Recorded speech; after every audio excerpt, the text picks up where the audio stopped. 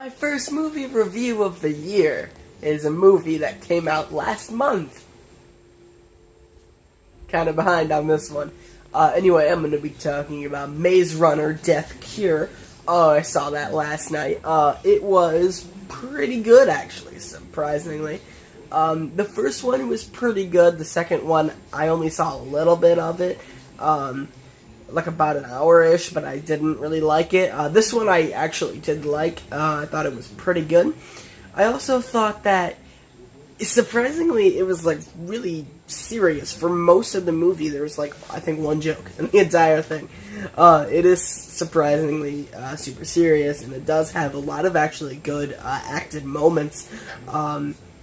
Basically, the entire movie consists of having to get into a city that has a person that they're trying to go save, and they run across an old friend, and things spiral out of control from there. But this movie is almost non-stop action, and it's really nice. But the moments that do slow down are kind of more character moments, and there are some character moments even within action scenes that's actually pretty nice.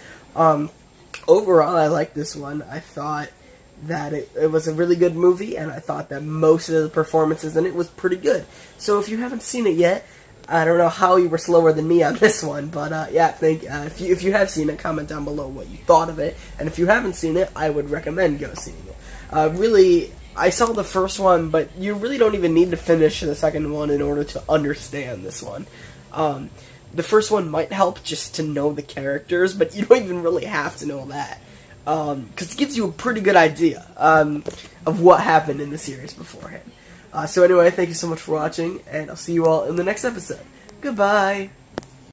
I realized after I finished filming that I didn't talk about any of the negatives, and there are. Mostly just the last 20 minutes. The thing is long. It's almost as long as Blade Runner 2049, which I complained about in that movie review, that it was, like, forever. But in that movie, the difference is you felt every single slow-moving second. This one you really don't. It's not until the end where you start to, because the end is very action-packed, which, again, like most of the movie is.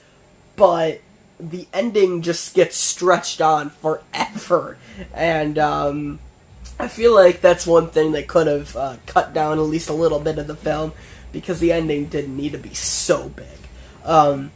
So yeah, basically just the ending of it was pretty and the action is still good, it's just it took forever, and it was stretched out to be like a 10-minute action sequence, in which it really only needed to be like 3, and then the movie could have ended. And the actual end of it, the very last thing we get to see, it's also really dumb, but I'm not going to spoil it in case you haven't seen it, so yeah, just go watch it, and you'll know what I'm talking about.